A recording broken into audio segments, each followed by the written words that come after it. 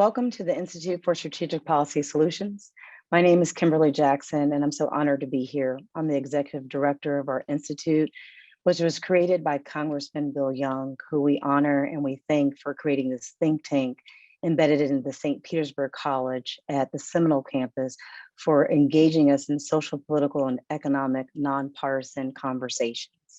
Today, we're going to have a program on mental health, which is so important and succeeds a program that we had successfully in 2018. And I'm grateful that Commissioner Kathleen Peters has agreed to once again lead the conversation on this important topic. I am going to introduce her, and then she's going to introduce the panel and get started. And let's begin by just giving again thanks for Kathleen Peters' significant service. She represented Southwest Pinellas County in the Florida House of Representatives for 6 years. And during that time, she was responsible for significant legislation that contributed to major reforms in our mental health system, and that's throughout the state of Florida. Commissioner Peters, thank you so much again for your time today. We look forward to the continued conversation. Thank you, Kim. It's really a pleasure to be here. I am honored and truly, this is an honor to introduce our panel. We have some of the most expert people in this industry, which one wouldn't think when you talk about mental illness that the criminal justice system would be our experts, but it is unfortunately the case. And so I'm going to just do a quick introduction of our panelists. I'm not going to read their whole bio because they are very long, although they are deserving of it. I'm wonderful, pleased to announce that this is my sheriff that I'm going to introduce. We are very lucky in Pinellas County. I believe he's one of the best sheriffs in the state of Florida and possibly in the country. Our sheriff started his law enforcement career in 1982 as a detention deputy. He went on to go on to college and graduated from Stetson University College of Law and was admitted into the bar, the Florida bar, and then he did private practice. And lucky for us, he decided to come back to the sheriff's department in 2006 and eventually became our sheriff in 2011, being appointed by the governor. And he has won every election since. Sheriff is a wonderful, wonderful expert, and he has spent a lot of time in the legislature advocating for new policies to help people with mental illness. Our second panelist is Judge Steve Leifman, a very good friend of mine, and we worked on many policies when I was in the legislature with him. He's done outstanding work. Judge Steve Leifman is the Associate Administrative Judge of the Miami-Dade County Court Criminal Division, including traffic matters. He previously served as a special advisor on criminal justice and mental health for the Supreme Court of Florida and currently chairs the steering committee on problem-solving courts. The judge has been involved in so many groups to really change and reform mental health and addiction and the opiate crisis. And he has a long list on his bio. You'll see of all of what he's co-chaired and the committees that he has worked tirelessly on. He's done major reform for the legislature in the state of Florida and nationwide, and he has received some of the most prestigious awards for his work. So I do want to welcome Judge Steve Leifman. And our third panelist is Ashley Rora. Ashley is a senior assistant public defender and the director of mental health for the Honorable Sarah Mallow, who is Pinellas County's public defender of the 6th Judicial Circuit. She graduated from the University of Florida in 2005 with her bachelor's degree in criminology and from Stetson University College of Law in 2008. She quickly developed her passion for the forensics and civil mental health systems by advocating for Baker Act clients and working with jail diversion programs. We're very lucky to have her with us to talk about her expertise. And again, you can see more information on Ashley on the slides. So I wanted to get started, and Judge, I would like to have you start. I would like it if you would be willing to kind of give us the history, the background. How did we get here? Why is mental illness and the criminal justice system, connected? Well, first, thank you so much for having me, and thank you most importantly for the amazing work that you've done in this field over the many years. And it's just been a real privilege and pleasure to be able to collaborate with you on these issues. The history actually is pretty fascinating. I could spend the whole hour just talking about it, but I won't. When the country was founded, we didn't really know what to do with people with mental illnesses. In England, where a lot of our folks came from, they actually had a much better system than we did, but we didn't have the same infrastructure that they did. So they just started to lock people up. And it remained that way until the 1840s, when a woman, Dorothea Dix, was visiting a jail in Boston and came across a whole group of people who were locked up that had not committed crimes, except they had very serious illnesses. And so she adopted a program that began in Paris called moral treatment. And the idea was to treat people morally with these illnesses. And she went to the Massachusetts legislature and she got the first Asylum Act passed. And the idea was to take people from these terrible jails and put them in asylums, which are seen as a much better alternative. Well, these facilities grew to these massive institutions without any oversight, without any type of protections. And you had hundreds and hundreds of thousands of people in these hospitals being really mistreated.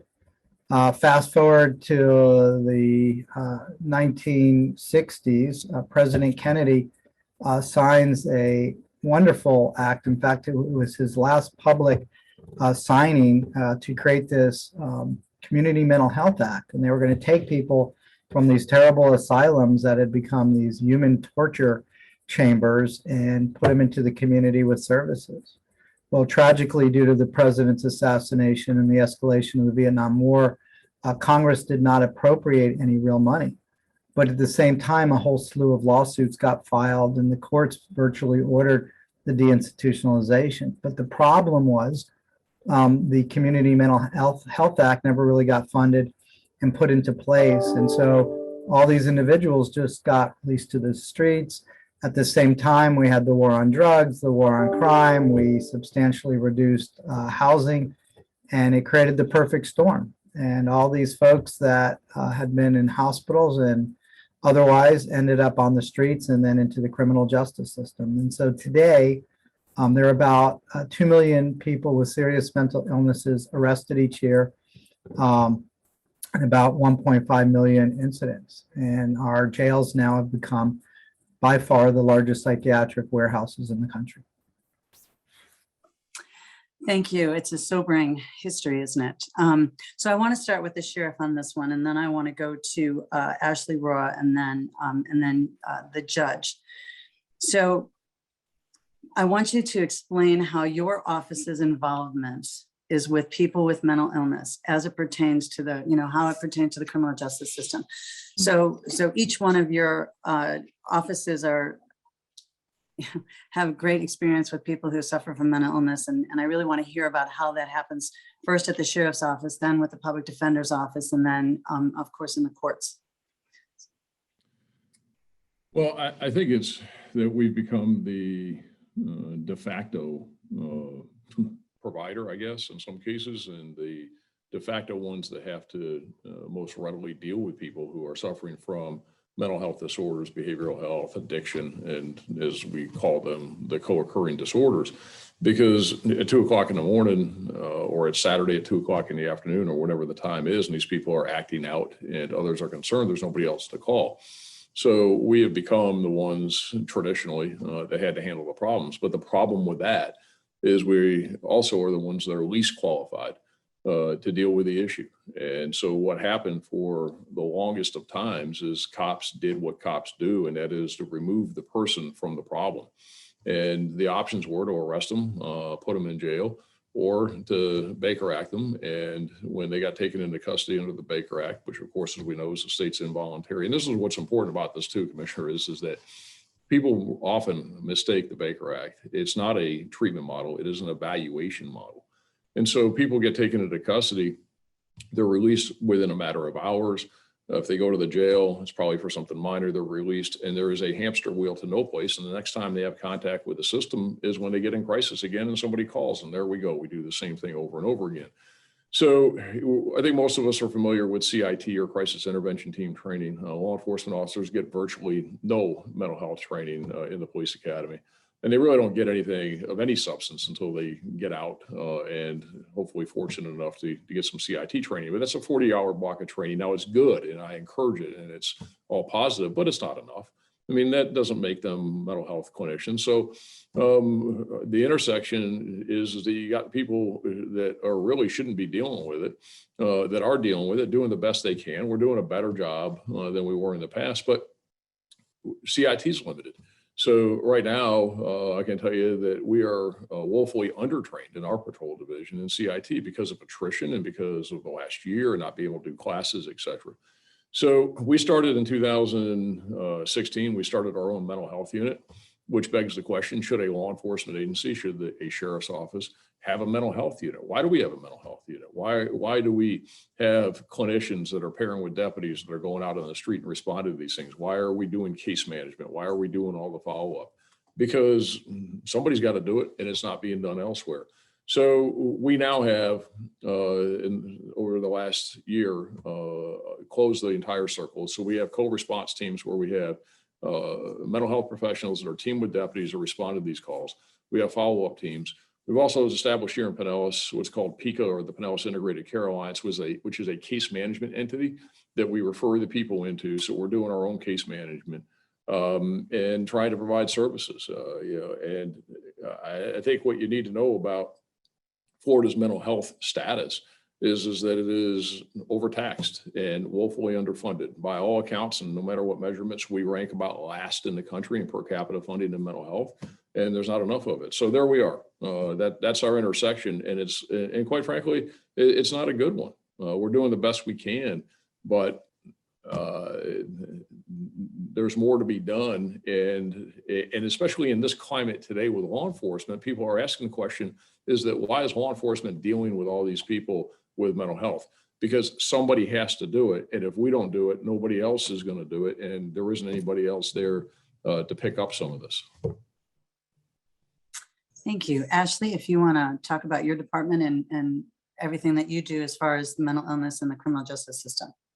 First, I would like to mirror what our sheriff just said. The public defender's office has kind of become the de facto in helping those individuals with mental illness that get involved in the criminal justice system. We do, per statute, represent individuals committed under the Baker Act, so involuntary inpatient treatment. We are also fortunate enough to receive a grant to start an outpatient treatment, an AOT program, to help individuals that don't meet the criteria to stay in the Baker Act facilities. Again, as the sheriff said, it's an evaluation center. It's a short-term stabilization, emergency stabilization. So we do have an AOT program. We see individuals immediately upon arrest that have mental health issues. We deal with diversion to programs when individuals are incompetent to proceed, which is a very high threshold in the criminal justice system. We deal with individuals that are insane at the time of the offense, that need dual diagnosis treatment. You know, we are very lucky to have a community here that the stakeholders do work together. We have problem-solving courts in order to try to treat individuals rather than, send them to prison or keep them in jail any longer. The Veterans Treatment Court, Drug Court, and hopefully very soon we'll be starting a mental health court.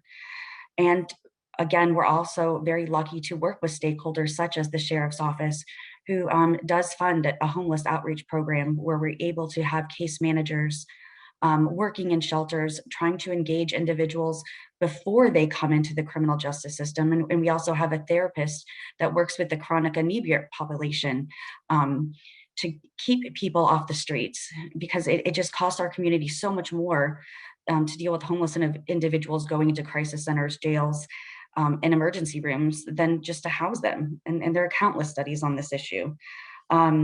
We also are very, very fortunate for Pinellas County and the commission, who helps us fund case managers and therapists.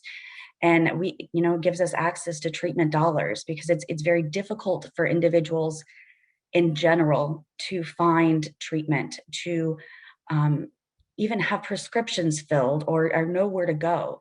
It's especially difficult for the mentally ill to be able to do this. And then those that are cycling out of the criminal justice system. So we try to use those dollars and do what we can for the community. But again, the criminal justice system is not the place for these individuals. It should not be the sheriff's office, the public defender's office that are on the front lines and trying to treat individuals. Thank you, Ashley. Your Honor, if you want to elaborate on how you deal with the people with mental illness in your court. Sure, and thank you. Sheriff, so good to see you. I'm such a big fan.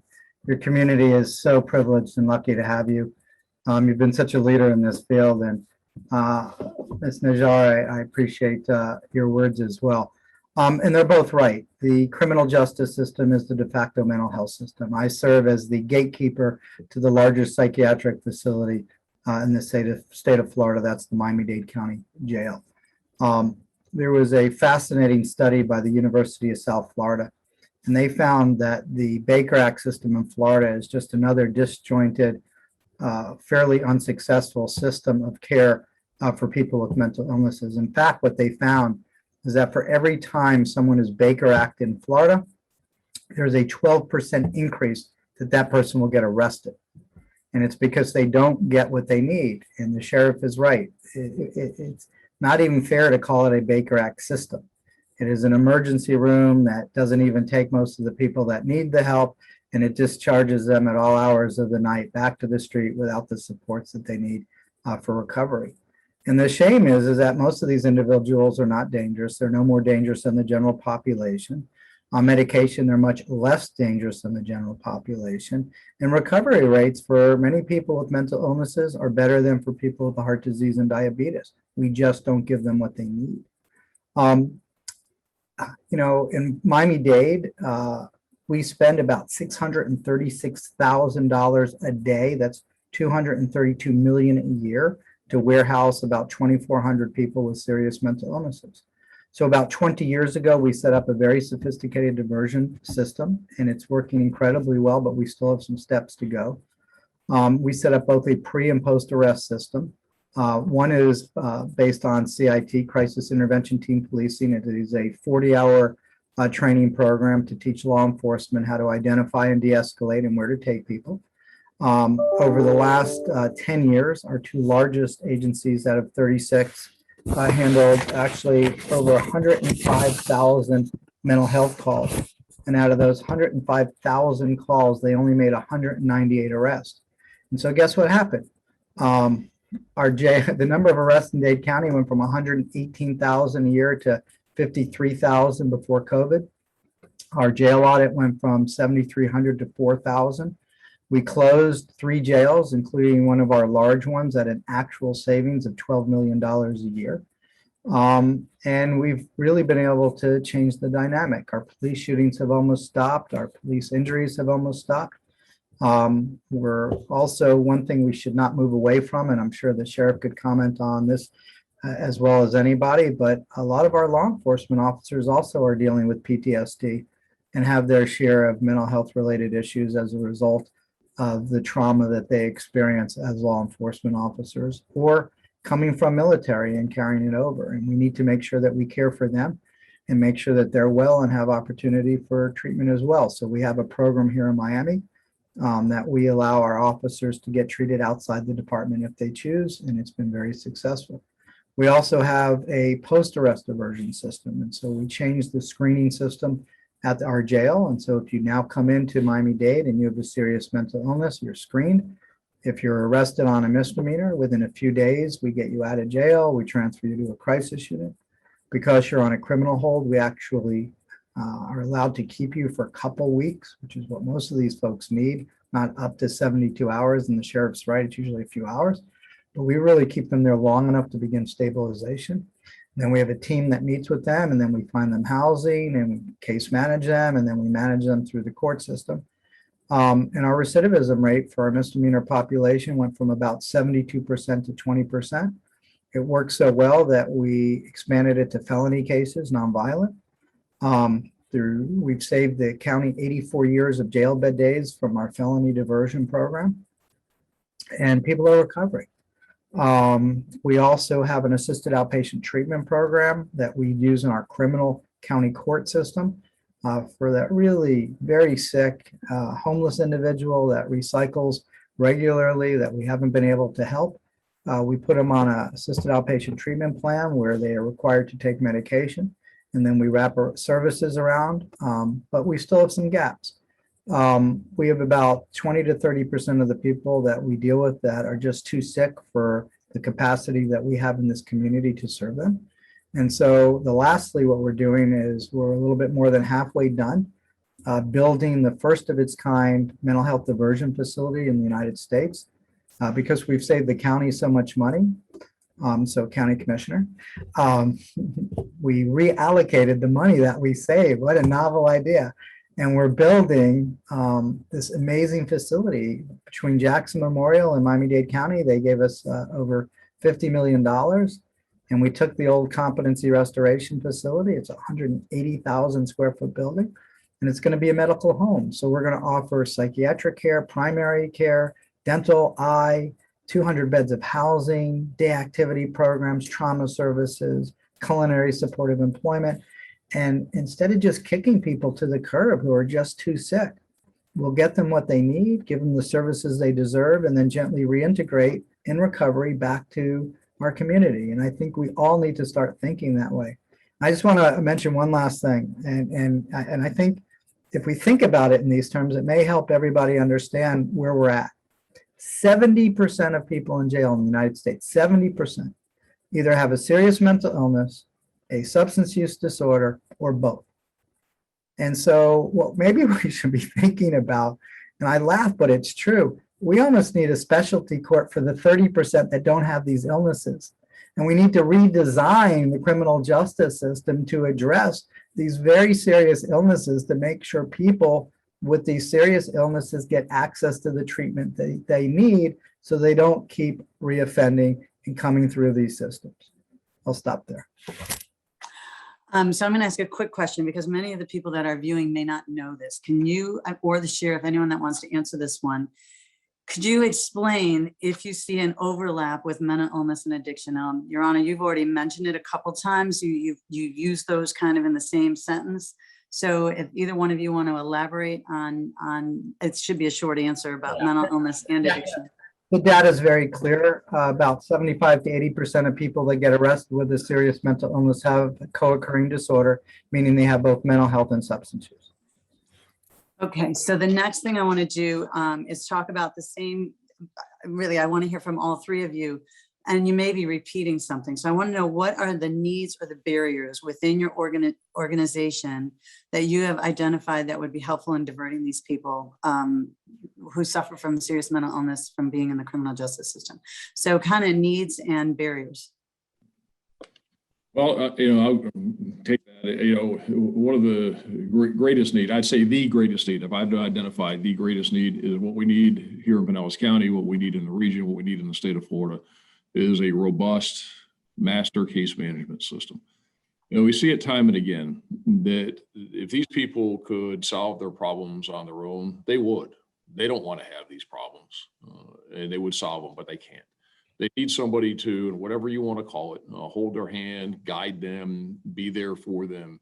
And where you see the success is where there is intensive case management and somebody is involved. You have too much, really just people going in different directions. You have too many silos. You have people that are being treated by private providers, being treated by community-based providers, being treated by the schools, and they don't have integrated case management plans. They don't have anybody that owns the problem, that owns the individual in the sense that they're responsible for them and that they are going to get them in the right lane and get them the variety of services, because it isn't any one thing. It is co-occurring disorders. And the service providers themselves are in the business of providing services. Now, they'll tell you that they do some case management, and they probably do to a degree, but not to the degree it's necessary. And there's virtually no effective discharge planning from the receiving facility. So when somebody goes in, they get evaluated. They're there at a CSU, a receiving facility, a crisis stabilization unit. They are stabilized to the point where somebody can say they're no longer in crisis. And then they're out and they're left to their own devices. They're left to follow up. There's no warm handoff. And when they don't show, nobody goes out and knocks on the door and says, hey, how can we get you where you need to be? So I think one of the biggest need and what we should focus on is independent case management entities that are responsible for the care and getting these people in the right places, that don't provide services. So they are objective and they are going to get them to the best possible place. Some of these folks will never get to 100%, but you can get them to a better place than they are today. And really the other thing we should be focused on is prevention. And when these indicators are there, do things so these people don't get in crisis to begin with, and that we're doing stuff on the front end. But that's where the void is. And I really can't say it strongly enough is that we need effective case management, and we also need better integration. We need to eliminate silos. We need to have integrated also sharing of information is that you've got the private providers, you've got the school providers, you got the community-based providers, and you got the jails, okay, which are big, as we've talked about, big mental health providers. But all of those providers who are treating the same person don't see each other's records. They don't have access to each other's records. And I don't want to hear, okay, I just tell you, I don't want to hear about all this HIPAA stuff and all this privacy stuff. It's important, but that can be worked around. Everybody throws that up as, oh, we can't share. If there's a will, there's a way, you can work it out. And it can be done, but there's not enough being done to coordinate care, to break down these silos, and to master case manage these people. Ashley, what kind of barriers are you seeing in the public defender's office and needs? I definitely see what the sheriff is saying, and not having a universal release system. So the moment someone does come in the criminal justice system, we're able to identify, okay, they're with this outpatient person, this private person. They already have this risk needs assessment done, and this is their treatment plan. I think one of the biggest needs that we have in our community, and statewide, is, as the judge was saying, housing for these individuals and a place for them to go. Because when you do stabilize or sort of stabilize individuals at the CSU, most are going back to the street, or they can't go back to the home that they were in because of, violence that was happening there, or they don't have anyone to take care of them, and we're not taking care of our own. And if we can put someone in a stable living environment, as stable as we can, even if it's just starting with a transitional that can maybe go more long-term, and provide those services to them in that home rather than losing them as soon as they get out of the jail, or the CSUs or the state hospitals. I really think that is proven to be, effective in reducing the homelessness, then reducing the crime, and reducing the cost to treat individuals at ERs and CSUs and jails, if we can do it in the community, in their own home, or, group home, assisted living facility, just give them a place that has shelter. Your Honor, how about the court system? Are there barriers and needs? I know there's lots of them, but if you kind of fill us in on those, we'd be grateful. Thank you.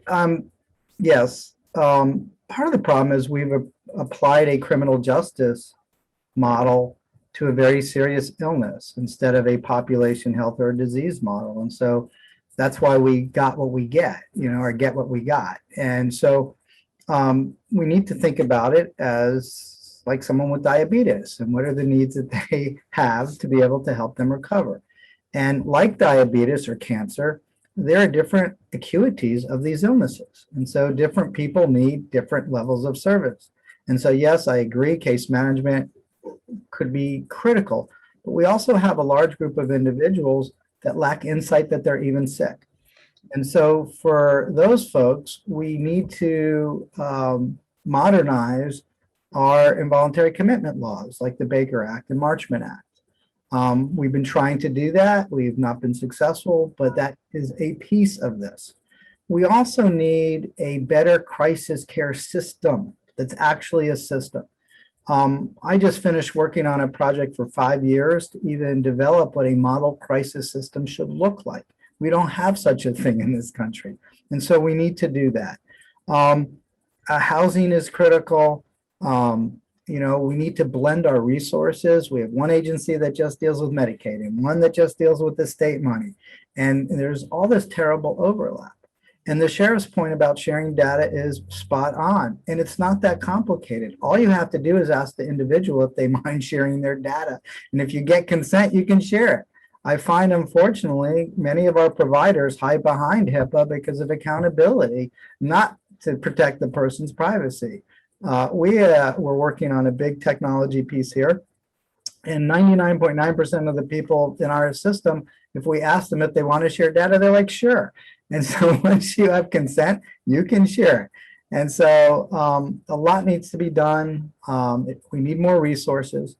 There are a lot of new federal dollars out there right now. My greatest fear is we're going to take these wonderful new dollars and spend it on the same crummy system that isn't effective, and we're going to waste it. And so there's this opportunity for all of us to meet with our county commission, to meet with all of our stakeholders, both traditional and non-traditional, and look at what these needs are for our community and draw down some of these federal dollars to make real change and not just spend great money on old systems that don't work. Okay, this has all been so great that I haven't gotten to half of my questions. So we only have like a few minutes left. So what I'd like each of you to do is take like 2 minutes and wrap up anything it is that you want to say about mental illness in the criminal justice system. You know, how we can, what the community can do to help decriminalize mental illness, or what you need. You have 2 minutes to kind of wrap up on what your thoughts are. I think you all say it much better than I can ask the question. If we want to start with the sheriff first.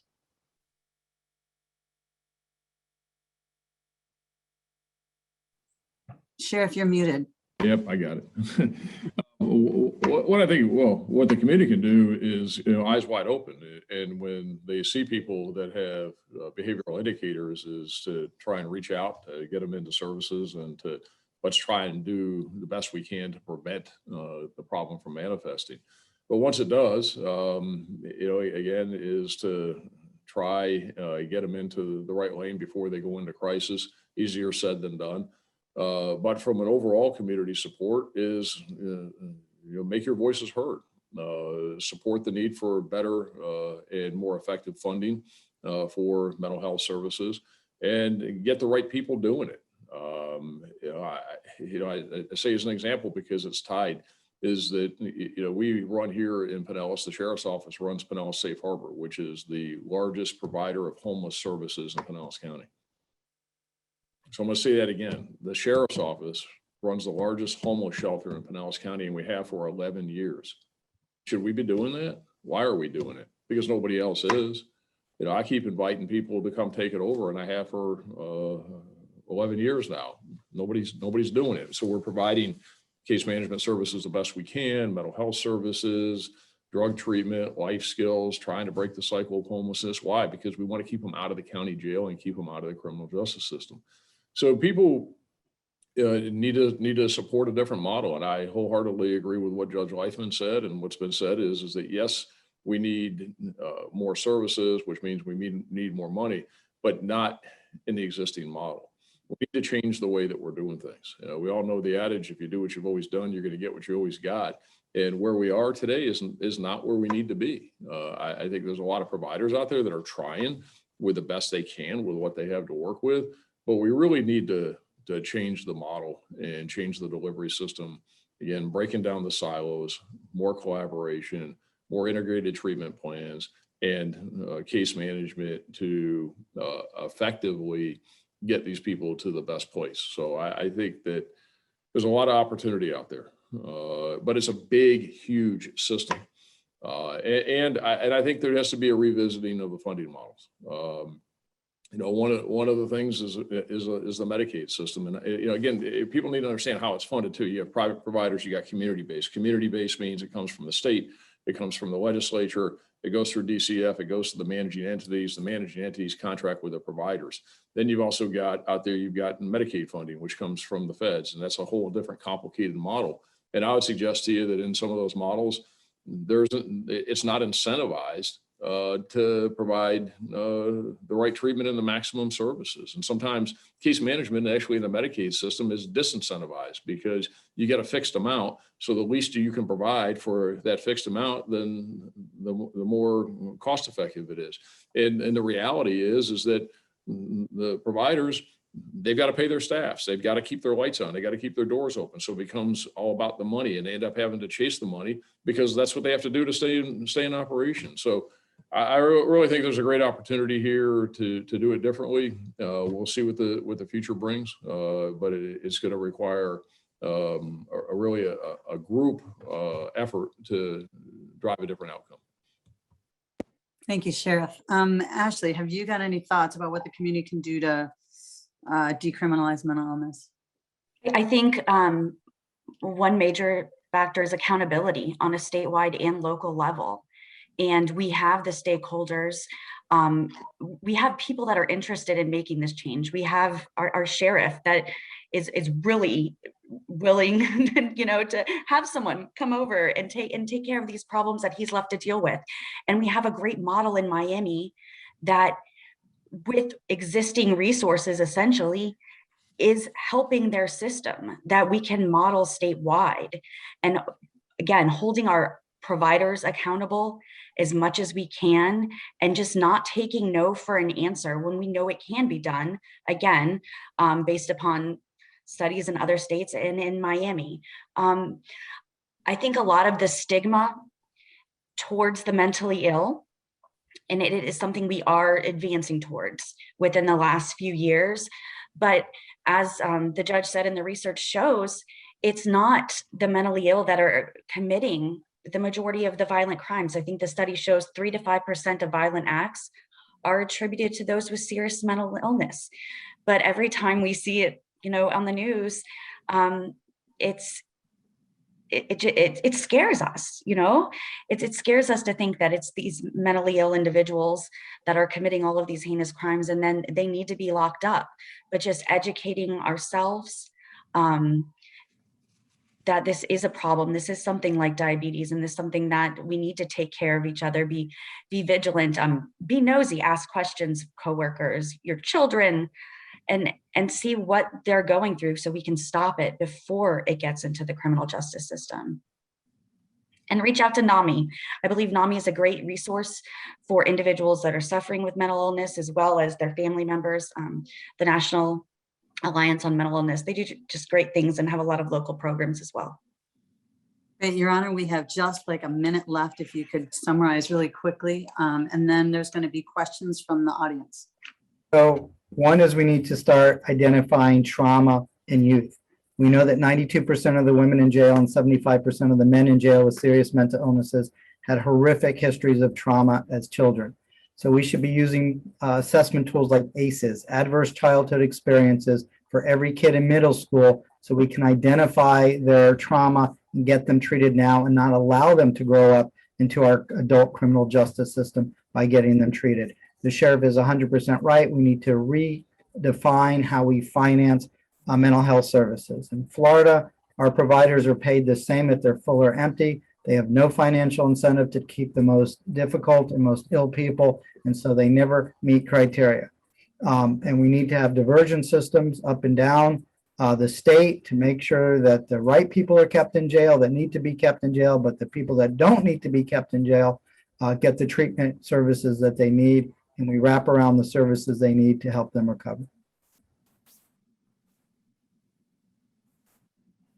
Thank you, Your Honor. I appreciate it, and great insight, all three of you. And I want to throw this back to Kim. She's going to work on the questions from the audience. Thank you so much. Thank you, Commissioner Peters. And I don't know how I'm going to do that. We have over 24 questions, now 25 questions.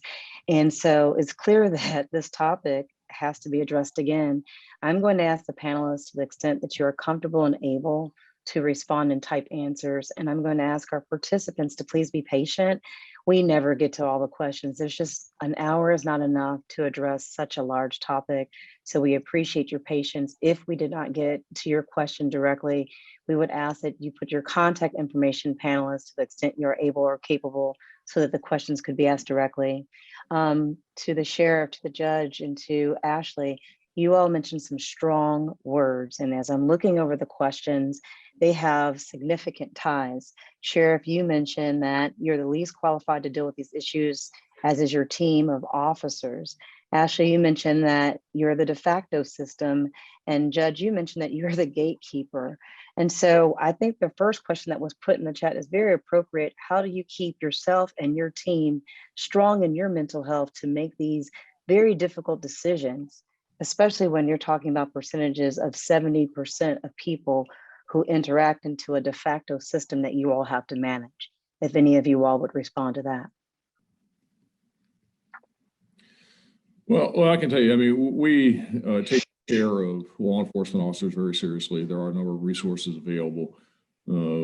Everything from, I'll call it at a entry level, low level, if you will, which is peer-to-peer counseling, which is anonymous, which is effective to give them a resource. Probably one of the biggest challenges that we face in law enforcement is dealing with the individual's willingness to come forward and say that they need help.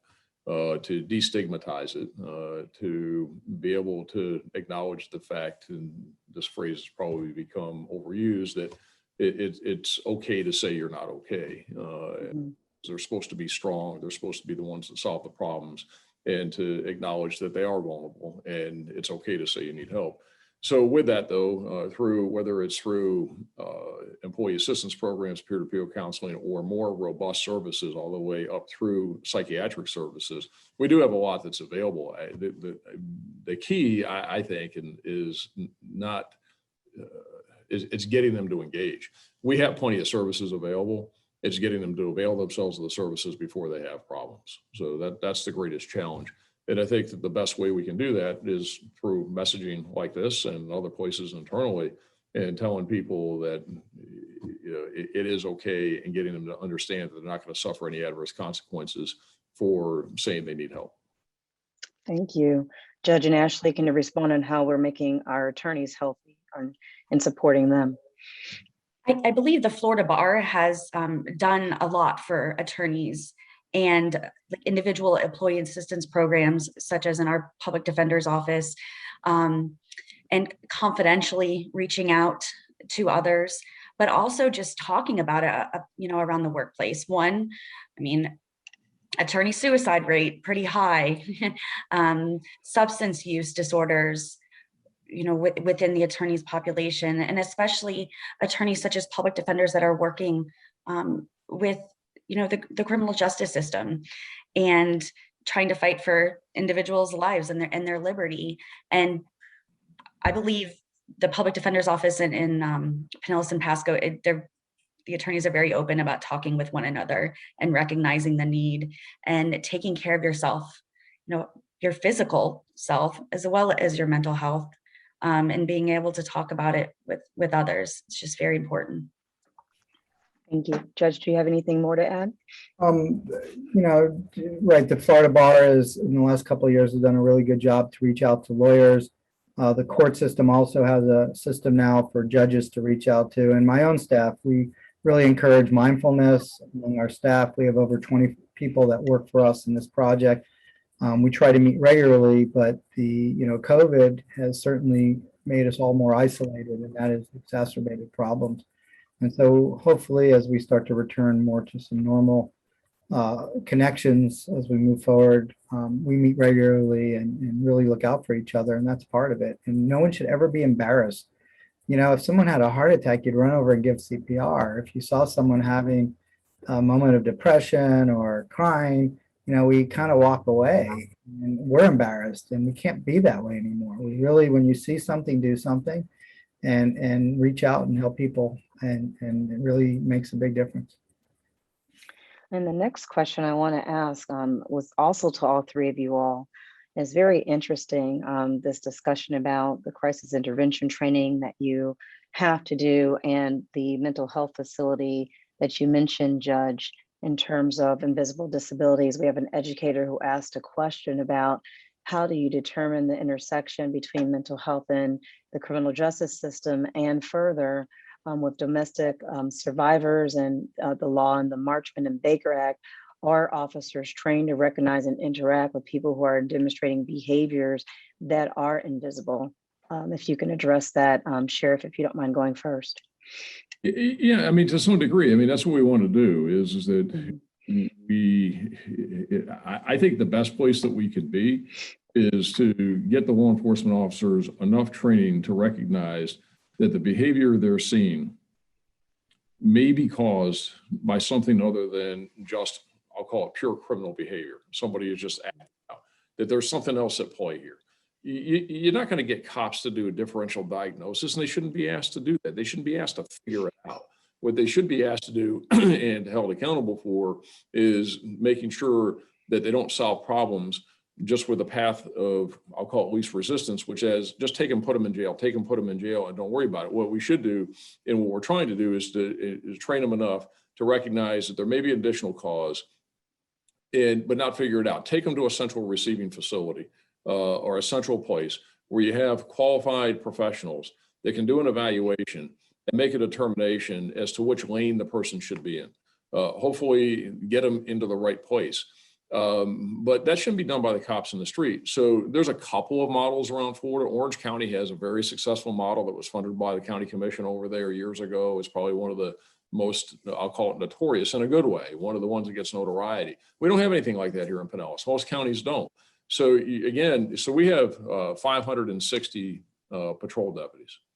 But right now, we're in the high 20 percentile of those that even had CIT training. We've fallen behind because of attrition, because of not being able to do the classes. Now, we're working with a local CIT provider, the coalition, to put on classes. We're doing them once a month.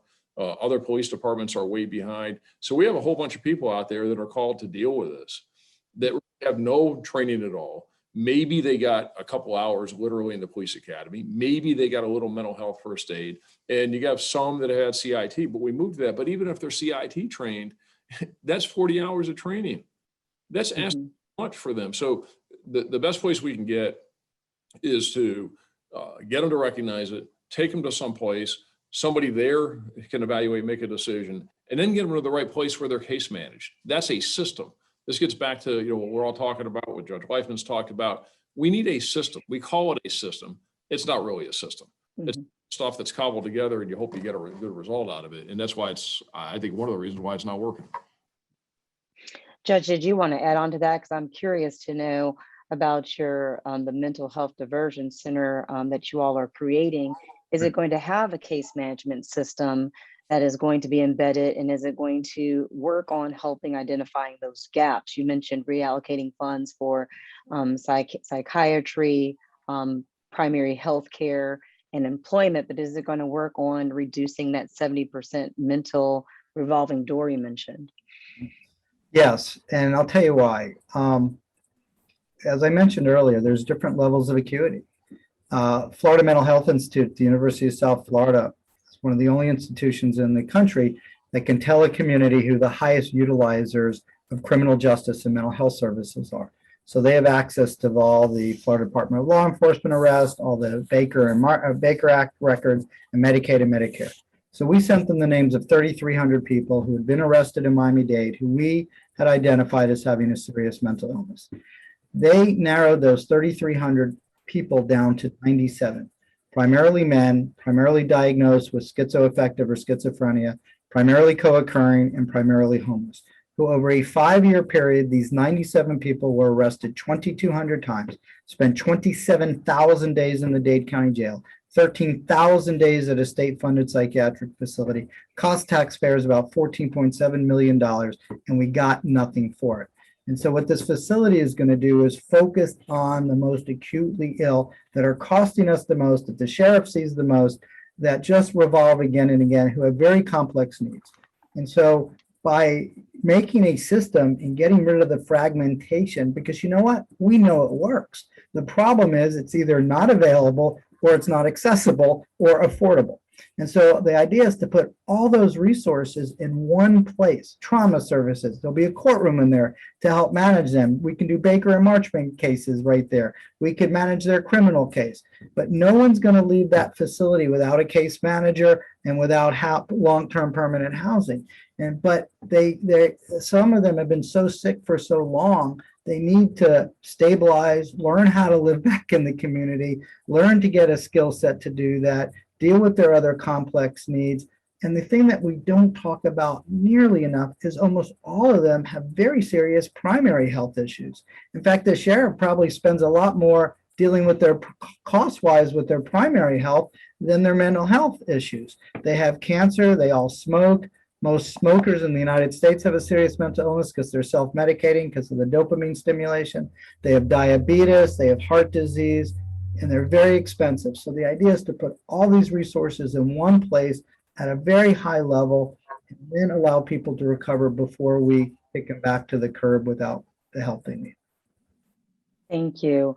And since I have you on this topic, because again, unfortunately, we are getting dangerously close to time, I want to say to our participants, we will collate all of these questions and make sure that we have some form to respond to you, either housed on our website or given to the respective panelists. But could you address how drug and alcohol abuse are tied with mental health? The question specifically is, the participant is interested to hear how drug and alcohol abuse may tie in with mental health and how it ties into the court system, and is there fraudulent use as a defense in this space? There's not fraudulent use. It's so rare. Less than 0.1% of cases actually are found not guilty by reason of insanity. It doesn't work that way. It's not realistic. You do not need to be a psychiatrist to know when somebody is that sick. They're hurting themselves. They're not hurting other people usually. We don't face that as an issue. What we face is not enough capacity in the community to get them the treatment that they need. And so we're the de facto. That's kind of the least of our concern. And when we do spot it, we can fix it pretty quick. In fact, what the jail usually does is when they suspect somebody is faking it, they put them in the cells with someone with mental illness, and in a minute they want out. So it's not all that. Yeah, it works. So, but seriously, people self-medicate themselves. They are just feeling off. And let me explain why. Most of these folks that are in our criminal justice system with these serious mental illnesses have these very serious histories of trauma. It is a physiological reaction. It is a break in the brain. It is an overdose of cortisol that breaks the brain, and they feel off, they feel bad, they feel weird. And so they medicate themselves and it makes them feel better. But unfortunately, the drugs, the illegal drugs, alter brain activity, and then they get addicted to the drugs along with the issues they have with their own mental illness. And so we have to provide treatment to get them off the drugs and help them get treated. And a very large percentage, you can almost assume that when someone gets arrested with a mental illness, there is a co-occurring disorder. And often that's what usually gets them arrested. They're buying or stealing to pay for the drugs to self-medicate themselves for their mental illness. And so it's just a vicious cycle. And so what you want to do is identify the trauma issues earlier so they don't turn to the drugs. We know, for instance, that if you have a score of 4 and above on an ACEs assessment, adverse childhood experience, there's a 100% chance you're going to end up with an addiction. And so knowing that, let's do something about it, get ahead of the curve and not wait for people to get so sick. Thank you for that response. For the last question, I'm going to try to again condense 2 or 3 to make sure we address as many questions as possible. And it's specific to Pinellas County. I know about 211. I don't know how often it's utilized or if it's utilized in a strong manner. I know during COVID, we worked with a lot of nonprofits at ISPS to try to make sure that they knew what other agencies were doing so there wasn't as much crossover work. But the question specifically is the nonprofit mental providers, health providers are trying to collaborate on integrated intake services. And they want to know if Pinellas County is on board with it and if the police officers are also on board with making this reality as stakeholders as well as the courthouse. If all 3 of you all could speak on that, that would be helpful. And Judge, yours is going to be a model center. I hope that you are mentoring or you all are talking to other parts of our state about how we can implement this in different areas. And we'll close with those final thoughts. Ashley, would you like to go first on this one? Sure. I think everyone would be behind more of an integrated system and not replicating services and, duplicating funding for different organizations. And so I think any model, there's a lot of room to talk about it in discussion and how the stakeholders can get together and work towards that. Thank you. Commissioner Peters, did you want to speak on that at all? I see you smiling. Well, I'm not one of your panelists. I know. And the sheriff really is probably the best one to speak on it, but the county is in the process of doing to go out to bid. We're coming up with a central receiving system. So it won't be a facility like the judge is going to have in Miami, but it will be an integrated system, and it will work with every one of the strategic partners. And we won't have it operational probably for 2 years just because of the process. But Pinellas County in the future should. And right now the sheriff does amazing programs. The public defender does amazing programs. And it's my hope that that system will alleviate a lot of the work that the sheriff is having to do and the public defender is having to do. But we have a long way to go. Thank you. So it's clear we have a long way to go, but Sheriff, I'd like to give you the final word on this topic.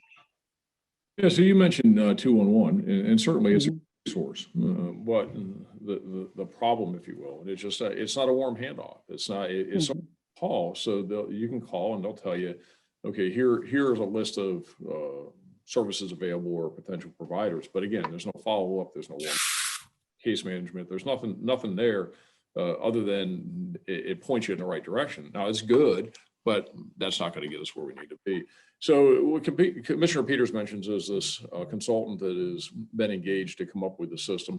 It's definitely a step in the right direction. We'll see where it goes. It needs a lot of work. It needs a lot of consideration. We'll see what they come forward with. But, again, my concern with that is it going to be far enough in the follow-up and in the case management? And you see it time and again. And so, and what goes with that is a commitment to funding. That's what it takes. It takes a commitment to funding in a different model. And in order to accomplish this, it requires significant dollars. So I'm very optimistic with where Pinellas County government is, where the Board of County Commissioners are, where the county administrator is, and looking at all of this. And so far, so good. But there's a lot of work to be done. I know you're really short on time, but I just want the viewers to know that the federal government passed legislation to set up a 988 line. And it's supposed to be effective as of next July, but of course everyone's behind and the Florida legislature hasn't passed any legislation to make it happen yet. But Houston has a really good model I would encourage people to look at. So instead of just calling 988, they call 911 and they screen the call. They have a psychologist screen the call. And the psychologist then makes a determination if law enforcement needs to be the primary responder or not. And if they don't, they make the warm handoff call to 988, who sends out a mobile provider unit, not law enforcement, so no one's handcuffed. And then they are taken to the proper facility through a different transport with police's backup. But if there's violence or there's a weapon, then the CIT trained officer is the primary and the provider is the backup. And they work it that way. And it just, to me, is a very smart way to do this so that police have their role and they do what they need to do. And then when it's not needed, you have a provider go handle these cases. Thank you for that. That was important information. And again, to the extent we are able, we will collate this information and send it out. I'd like to say, before I say thank you, a great way for all of you all to help is to share the information that you've learned. A lot of us are dialed into this topic, but those who are not dialed in don't have the information. When the opportunity arises, knowledge is power, share the information. Commissioner, thank you for your time. I know how busy you are. Judge, thank you for your time, particularly in light of everything going on in Miami-Dade and peace to the Surfside building and those who are impacted by it. Sheriff, thank you for your time. I do understand how busy and your time and attention is. And Counselor, thank you for all you do for the community. People don't understand always how tough your job is. I have many peers in your space, and I want to thank you for all you do for our community. And with that, we're going to do our just final wrap up of the programs we have coming up. Our first program is on July 8th, and that's with Senators Brandes and Roussan. They're going to follow up on this conversation and take a different lens on what they've done in the legislature on criminal justice. And that will be our first live hybrid program. So we invite you to go on to our website and register for that program. The program, of course, will have limited seating, but we appreciate you supporting these programs and again, sharing this important information about how to make our communities better. Our next programs are successive programs. They're on July 13th and 14th and are also in person, but they will be at our All-State campus, and that is the mayor's and the city council's race debate. We will have the city council forum first on July 13th, and on the second event, we will have the mayoral forum. And so we hope that you're able to attend any of these events or come to our website soon after to look for our videos to watch and share. And as we close today, I'd like to give a final tribute to the person who started this venture with Congressman Bill Young, David Clement, who was a mentor and a keen advocate of nonpartisan discussions in the community. He passed away, unfortunately. He had a robust career with the Bradenton Herald, where he worked as the editorial page editor for literally 3 decades. He was a recipient of the Pulitzer Prize with the Free Press team for the 1967 Detroit riot. And after his retirement in 2007, he worked again for state and then ultimately ended his career here at ISPS starting in 2011. So we wanted to take the time to honor and thank him for his service. And with that, we hope that again, that you will come to isps.spcollege.edu. I noticed that we have some new visitors today. So if you would follow us on Facebook or either go to our newly formed Instagram, we would appreciate it. We also like to hear from you and know what you want to hear about so that we can broaden our scope locally, regionally, statewide, and nationally. So again, thank you for your time. We appreciate it.